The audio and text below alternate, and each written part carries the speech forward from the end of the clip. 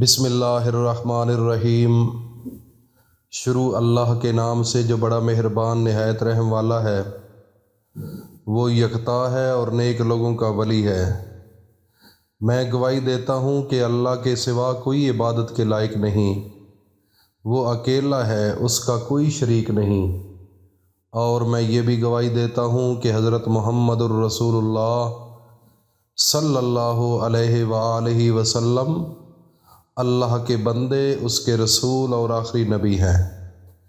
یا میرے اللہ، میرے سونے نبی حضرت محمد مصطفیٰ صلی اللہ علیہ وآلہ وسلم پر اور ان کی آل پر اور ان کے تمام صحابہ اکرام رضی اللہ تعالی عنہم اجمعین پر اپنی خاص رحمتیں، برکتیں اور سلامتی نازل فرما۔ میرے بھائیوں اور دوستوں، میری ماؤں، بہنوں، بیٹیوں، اللہ کا قرآن اللہ کا نور ہے، اور یہ تحفہ اتنا عظیم الشان ہے کہ میرا رب فرماتا ہے کہ لو انزلنا ھذا القرآن علی جبل لرأیتہ خاشعا متصدعا من خشیۃ اللہ۔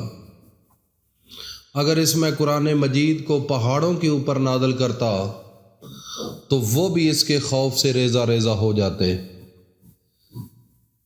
اللہ رب العزت نے جو قرآن کا وزن تھا، جو قرآن کا دبدبہ اور جو اس کے اندر طاقت تھی، جس طرح پوری کائنات کے اندر اللہ نے 18,000 مخلوق کو بنایا، اور اس 18,000 مخلوق کی سب سے سردار مخلوق اللہ کی سب سے اعلیٰ و افضل مخلوق وہ حضرت انسان ہے۔ اور جس طرح اللہ نے پوری کائنات کے اندر سب مخلوقات میں سے سب سے افضل انسان کو بنایا، اسی طرح اللہ پاک نے پوری انسانیت کے اندر، پورے انسانوں کے اندر سب سے اعلیٰ و افضل اگر انسان بنایا ہے تو حضرت محمد مصطفیٰ صلی اللہ علیہ وآلہ وسلم کو بنایا ہے۔ اس کائنات کے اندر، زمین اور آسمان کے اندر جو کچھ بھی ہے، خواہ وہ زمین کے اندر ہے یا زمین کے اوپر ہے یا زمین اور آسمان کے درمیان میں ہے یا عرش پر ہے، اللہ کی ذات کے علاوہ اس کائنات کے اندر اگر سب سے اعلیٰ و افضل شخصیت کا نام ہے تو وہ شخصیت حضرت محمد الرسول اللہ صلی اللہ علیہ وآلہ وسلم ہے۔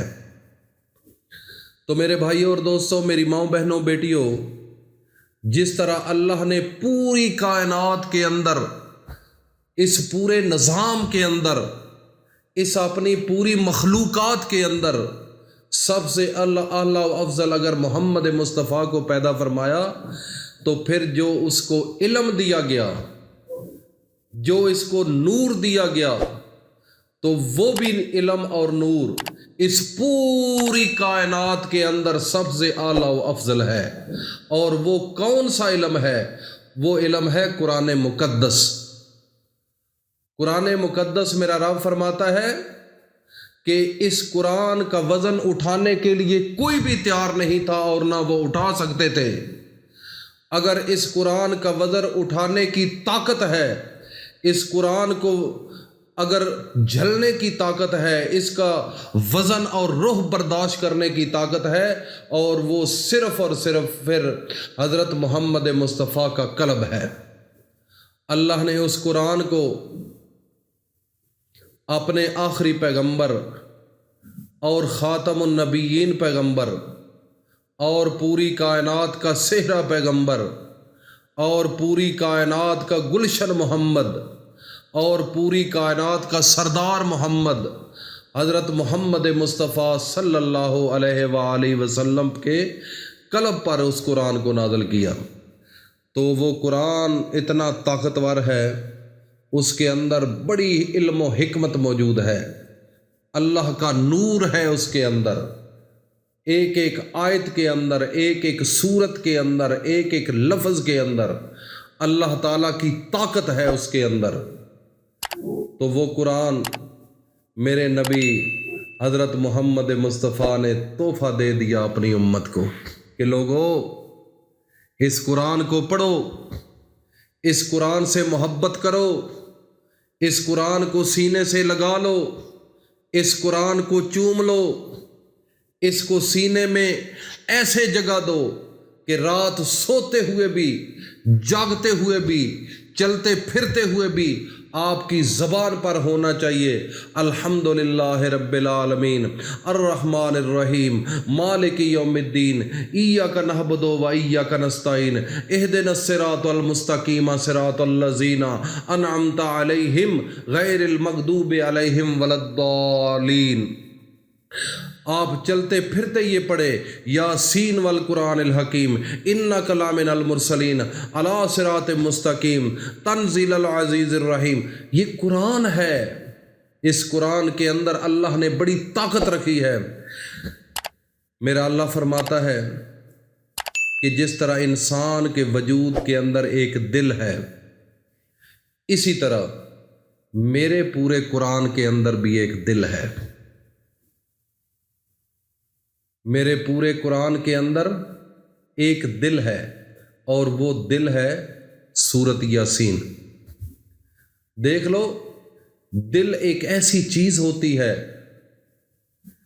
جب وہ کام کرنا چھوڑ جائے تو یہ وجود برباد اور بے اختیار ہو جاتا ہے، مفلوج ہو جاتا ہے، ختم ہو جاتا ہے۔ نہ وہ وجود سن سکتا ہے، نہ وہ دیکھ سکتا ہے، نہ وہ بول سکتا ہے، نہ وہ کھا سکتا ہے، نہ وہ چل سکتا ہے، نہ وہ پھر سکتا ہے، کچھ بھی نہیں کر سکتا۔ اگر دل ٹھیک ہے تو سارا باڈی کا نظام ٹھیک ہے۔